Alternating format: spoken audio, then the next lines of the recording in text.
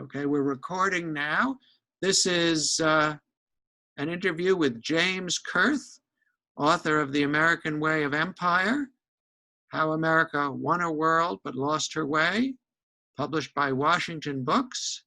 And I'm Larry Jarvik, the editor and publisher at Washington Books, who had the honor and privilege to work on this book, which I think is one of the most important studies of American foreign policy and international relations and diplomacy that I've ever read. I'd like to begin, before we start the interview, just by reading the dedication. I'll hold up the book here. The dedication is in memory of Samuel P. Huntington, 1927 to 2008, the finest political scientist of his generation, a patriot with a deep faith in America, and my mentor and teacher for all of my adult life. Why did you dedicate the book to the memory of Samuel Huntington, and what do you think the significance of Huntington's civilizational analysis might be? Well, as an academic, of course, I've been the protege of many mentors, and then I hope that I've been the mentor of many proteges. But the mentor who stood out above all others for me was Samuel Huntington, who was my dissertation advisor at Harvard. And beyond that, after I got my dissertation, he helped me promote my advancement up the career of political scientist. And then in addition, I continue to have contacts with him, conference after conference, discussion after discussion, almost to the point that he died in 2008. So you see, he was my mentor in the most obvious official sense, my PhD dissertation advisor, but he also was my mentor throughout the rest of my life. He and I agreed on many things. We agreed, for example, on the clash of civilizations, but we disagreed on where we thought the real clash was. And when he wrote his famous book, The Clash of Civilizations, I wrote a review of it saying the real clash between civilizations was not between them, but within them, and especially the United States. So I was foreseeing the multicultural conflicts, the diversity conflicts, the paralyzing conflicts that we are now experiencing today. All right. And let me ask another question. How did you apply Huntington's approach in your own analysis in the material in this book? Well, most people think that Huntington, focusing on the Clash of Civilizations, which was published in the mid-1990s at the very time that the American empire was expanding from just being an empire over a few regions, as it had been during the Cold War, to being a global empire. America was the sole superpower. And most readers of Huntington thought he was saying, well, the Clash of Civilization should end with the American-led Western civilization on top of everybody and essentially reforming everybody else into the image of American civilization, and especially Western civilization. Actually, he didn't say that. He said that America had to learn to live with other civilizations, such as the Chinese civilization, the Indian civilization, the Russian or Eastern Orthodox civilization, and yes, the Arab or Muslim civilization, have to live with that, and that America would do better to make America even more authentically American and Western civilization more authentically Western civilization, and work out sensible, mature compromises, get modus operandis to get along with the other civilizations. That's my position. And I believe that America lost its way after it won a world, when it tried to convert a world into its image. In other words, the globalization project, the democratization project, all of the things that ultimately issued in one war after another, one decade after another in the Middle East, the forever wars, all things that issued in us taking up our manufacturing base and exporting it into the global economy in general, and the Chinese economy in particular. And why do you think Huntington's view was not more accepted by the American establishment? Huntington, at the time that he published his book, was already recognized by political scientists and by the American establishment. those clustered around, for example, the Council on Foreign Relations in New York. He was already recognized as the most distinguished American political scientist of his generation, something that I mention in my kind of dedication. But then he published this book. And that was that America should constrain itself and merely be one civilization amongst many, but it should be especially American and Western, fulfill the values of promise in the American Declaration of Independence and the Constitution, and more broadly in the Western civilization, the distinctive Western way of operating a civilization. But it should not be trying to reform the rest of the globe. Well, that was not the project. This self-constraint, limiting it to Western civilization, that was not the project of the global elites of the day, including those that had hitherto respected and exalted Huntington as the best political scientist of his generation. And so therefore, they first rejected the book, and then they tried to reinterpret the book so that he would be seen, oh, he was trying to advance Russian civilization over the others. So they rejected him, and then they distorted him, but they never accepted him. And yet he was of the establishment, and he was one of the leaders of the American empire you describe. Why is it that the elite changed its mission? They changed their mission because throughout the Cold War, the United States often saw itself as defending Western civilization against Eastern, i.e. Soviet and Chinese communist barbarism. Well, after the Soviet Union has ceased to exist, and the Chinese pretended that they were becoming part of the global economy and would one day adopt American ways of doing things, perhaps even having a kind of liberal, if not democratic system.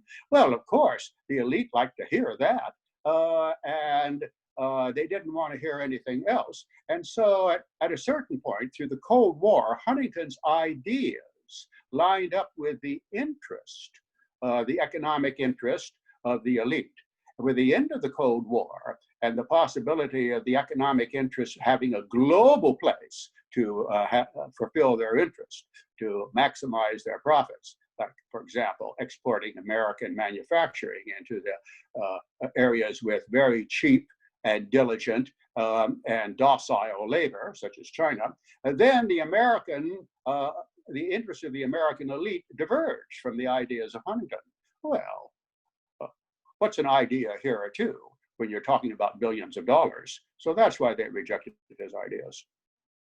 Now, your book argues that, in fact, as a result of diverging from Huntington's analysis, the American empire is effectively over. Is that not right?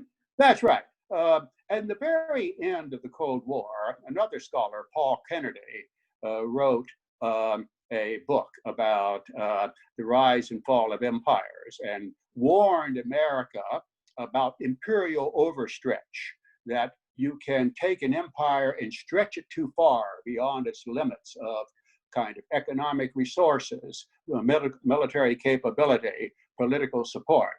And the past rise and fall of empires often correlated between an empire that had risen to the top with fairly limited, perhaps regional ambitions and achievements, then overextended, overstretched itself. That's exactly what happened with the American empire as you move from it having the free world, composed, and my book focuses on three great regions, Latin America, Western Europe, and East Asia. When they moved from that in the Cold War to then trying to Americanize, make the empire over the entire globe, that was certainly a case of imperial overstretch. And the most obvious and bloody and terrible stretch of imperial overstretch, of course, has been in the greater Middle East, like the forever Afghan war and the forever Iraq war. Now, not everyone has been negative towards your book. I understand you were invited to the State Department and briefed Secretary of State Pompeo on China based on a chapter in your book. Could you tell us a little bit about that? Well, the chapter in the book focuses very much as Huntington would focus, but he was not the only one, quite many others. It focused on the People's Republic of China, which of course is in shorthand communist China, Marxist-Leninist regime ruling over a Chinese population, indeed a Chinese civilization. Huntington and I and many others focuses on China being China. In other words, in my chapter, I go back not just to the Chinese foreign policy under Xi Jinping, the current president, or even under the Chinese Communist People's Republic ever since 1949, and not just even under the 20th century, under the earlier nationalist regime, the Kuomintang, prior to the communist regime. It goes back to imperial China, and indeed imperial China for millennia, ever since the Han Dynasty. And China has had a distinctive way for 2,000 years being the central kingdom, the highest civilization, the greatest power, the most advanced economy in a giant realm, East Asia. They've composed a Chinese world order. And I argue in my chapter at more detail than Huntington did in his civilization book, and that other people have. I argue that Chinese foreign policy today, even under the Communist Party, the Marxist-Leninist regime, is shaped very much by Chinese characteristics. In other words, it's to sort of reverse the phrase the regime often does, that they say something about this or that in the West, and then they add with Chinese characteristics for them. I'm saying essentially, China now is China with Marxist-Leninist characteristics. And therefore, that is my particular position. You can't understand China, you can't deal with them, and if you can't deal with them, you might war with them, and none of us want that. Therefore, I argue you have to understand the very Chinese roots of China's foreign policy, of China's vision of its place in the world. Well, that's rejected by the American globalist elite, because they keep thinking, well, just a little bit more, we deal with China the right way, maybe a little bit more a kind of containment, but still a lot of engagement, to use phrases that the American elite has used continuously. And we certainly don't want to decouple. We want to have continued cooperation. They think if we just continue, China will become like us. It just takes a little bit longer than we had thought. I don't believe that. Now, as it happens, Secretary Pompeo believes something very different from the elite. He doesn't believe that the Chinese communist regime will ever cooperate with the United States. He believes it is an adversary, but he's utterly uninterested in the Chinese aspects of Chinese foreign policy. So you see, neither the globalist elite, or we might say the Trump administration's much more, shall we say, nationalist elite, represented in the foreign policy of Secretary of State Pompeo, you might say neither one of them take China seriously as being China. Well, that's great. Sorry, go ahead. One side sees them as potential global capitalists, just like them. And the other side, that is to say, the Trump administration, sees China as being a Marxist-Leninist regime that's a brittle, aggressive regime, not only opposed to America, but ruling over and keeping down, through totalitarian means, 1.4 billion Chinese. No, and that regime can be swept away, and then the Chinese will become, yes, liberal Democrats, free marketeers, open society people, just like us. So Pompeo is seeking the same objective that the globalist, liberal internationalist elite is. It's just that he believes, well, it's going to be rougher and tougher than they think. But neither one of them are interested in having China remain China, as it's been for 2,000 years. That's a very interesting point. I noticed the cover of your book features General MacArthur accepting the surrender of the Japanese. Would you say one of the secrets of the American occupation was allowing Japan to be Japanese? I couldn't say it better myself. I'm glad you said that, Larry, because that's precisely so. Now, much of the American elite in 1945, certainly most of the people in the Truman administration, and then many of the permanent civil servants there who had come into the Washington government during the New Deal, they wanted to, now that Japan was utterly defeated, the old regime was utterly discredited. They wanted to make remake Japan in a New Deal image. It would be simply a Far Eastern version of America. They had actually, the American elite at the turn of the 19th to the 20th century were so excited about Japan because it was modernizing so well, they thought it was only a matter of time until it became a liberal democracy, open economy, et cetera, just like us. Well, that didn't work out so well in the 20s and the 30s and the 40s. But now it looked like it would work out because Japan had no ability to resist our wonderful project of democratization and market economy and the rest. The one person who didn't think that's the way you could deal with Japan was Douglas MacArthur. Why did he think that? Well, he had actually spent his entire life focused on East Asia, on China and Japan. One of the reasons was that he was the son of Arthur MacArthur, who was the military commander in the Philippines at the beginning of the 20th century. The MacArthur family understood East Asia. And he understood the Japanese.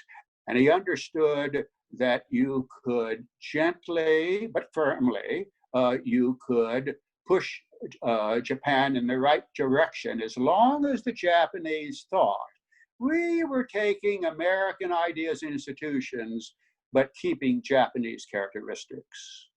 And so it was that from the beginning, he allowed the emperor to remain Emperor of Japan in form, but not in substance. He allowed the politics of Japan to evolve until the dominant party in Japan was something wonderfully called the Liberal Democratic Party. It's called that even today. But the Liberal Democratic Party in practice for decades was a one-party system. It was a Liberal Democratic Party with Japanese characteristics. He allowed the Japanese, he allowed the corporations, the so-called zaibatsu, the great cartels, the trading companies who manufactured a wide variety of capital goods and military goods. He allowed them to continue to still dominate the Japanese economy, but he broke them up into smaller pieces to ensure American-style antitrust competition, that sort of thing, and set up a constitution that would limit their overwhelming power in Japanese politics. So what he did was he reformed Japan, and often, like in the Constitution, it had language, the MacArthur Constitution, it had language similar to American language. But the actual Japanese decision makers, many of whom had actually served with the Japanese imperial regime during the Second World War, such as the chief of munitions and all of that sort of thing, they continue to be the major decision makers in Japan under the MacArthur occupation. And so you got this wonderful kabuki drama, if you will, in which there was a gap between the symbols and the substance. And each side could tell itself and then tell the people supporting it, see, we're getting our way more than the other side is getting their way. Well, that MacArthur understood that interplay between symbols and substance with East Asian, especially Japanese characteristics. Well, that's fascinating. It does sound like an alternative model. One other interesting aspect of your book is, I understand you've, in addition to speaking to Secretary Pompeo and the Trump administration, actually presented to a George Soros Foundation organization. Could you tell us a little bit about that? Yes, actually, the first draft, or mostly the first draft of the chapter in the book, was presented to a conference of the Institute for New Economic Thinking. They have a biannual conference at various places around the world, and the essential funder of that is George Soros. Now, however, George Soros, of course, is a very complicated and very controversial figure in American politics and global economy. However, he is a very sophisticated person. And of course, with his some $50 billion, he can fund a lot. And one of the things that he's funded for many years are kind of institutes for new economic thinking, where he's sophisticated enough to know you can't have all the thinking be his thinking. because after a while it'd be pretty old, and everybody would know that the institute that he might be funding is simply reproducing his ideas. So he doesn't do that, which meant that I could actually give a paper with very different, very un-Soros, very anti-Soros thinking on China or on other topics, and that'd be perfectly permissible. So that's very interesting. Now let's talk a little bit about the future. I understand you're working on a new book that's sort of the City of Man and the City of God inspired, St. Augustine replacing Huntington as the inspiration. What do you see yourself doing in your next book? Well, in the next book, there will be chapters drawn from earlier work I've done on the American Republic and chapters on Western civilization. In other words, carrying out these basic themes that Huntington was interested in and that I am interested in the first book, but in more detail and more sharper focus in this forthcoming book. There'll be chapters on that. But one could already see, as I did at the conclusion of the first book, that the sun was setting on Western civilization, and indeed on the American Republic. Then came the coronavirus, what I will call in the next book the coronavirus catastrophe, a succession of stages of challenges that became crises and became collapses of one system after another. The collapse of the American and more broadly some of the Western medical systems in March and April. The collapse of the economic system in April and in May. In other words, the greatest depression since the Great Depression. And now the collapse of the political system that we see all around us. We certainly see it in Washington. We even see it in New York and in Chicago with the rioting and the looting. And we see it with day after day, almost 100 days of nonstop rioting in Portland and Seattle. I grew up in Oregon, so I'm especially interested in Portland. And therefore, we see the challenge, the crisis, and the impending collapse. Just wait till we have the election. It won't be an election day, it will be an election season. It will be election turmoil. I see the collapse, yes, of the American Republic following the collapse of the Western civilization. And so we've had the rise and fall, and a glorious rise it was, and a glorious zenith was, of the American Republic, and it in turn had led Western civilization through the second half of the 20th century. That's all coming to an end. And it will be succeeded by something else. What will that be? Well, you might say God only knows. That in the ruins of Western civilization and American Republic, you will see something not unlike the ruins of the Roman Republic and the Roman Empire around the 5th century.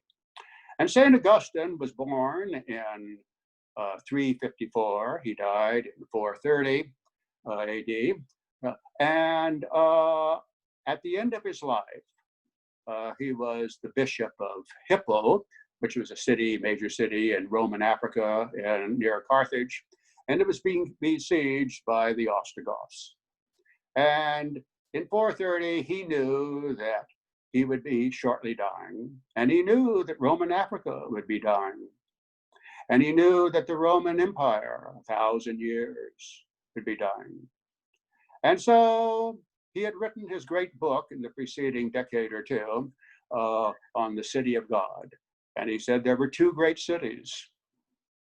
It was the city of man and the city of God. And the city of man, that was the rise and fall of the nations, the rise and fall of the empires, the rise and fall of this or that glorious creation of man. Every rise, every brilliant summer, then a kind of slow decline in autumn, and then finally the winter comes and a complete collapse. The rhythm of the city of man, in whatever iteration it was always rises and falls of cycles. But this was superintended by God. And there was another city with another kind of trajectory, and that was the city of God, the city of the believer in God's word. That was, in his conception, the Christian church. And in any event, that city of God was not cyclical, that was linear. And it had a whole different history. It was not manifested in the ways of the world in the same way. But with the collapse of the city of man, the city of God endured. And sure enough, in the great ruins of the Roman Empire, eventually it would be the Christian monasteries, the Christian communities that would once again bring a new civilization, which we would eventually know as Western civilization. Well, thank you. That sounds very interesting, and we certainly look forward to reading it as soon as you're finished writing it. And I hope Washington Books will be publishing it, and we'll have another chance to do an interview. So do you have anything else you'd like to add?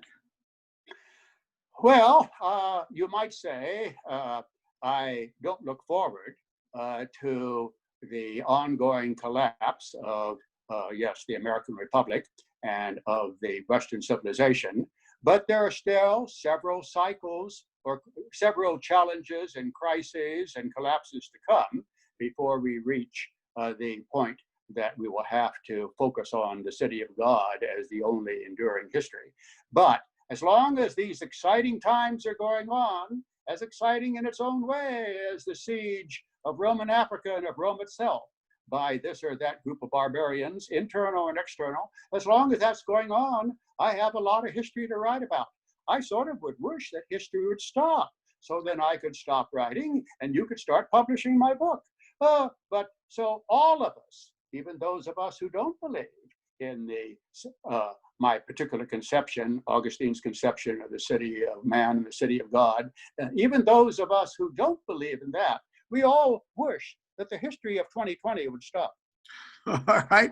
Well, thank you very much. It's been a pleasure. And as I said, a privilege to be your publisher and now your interviewer. And I look forward to watching this on YouTube and sharing it with friends. And I hope you will too. So I'll stop recording now. Thank you so much.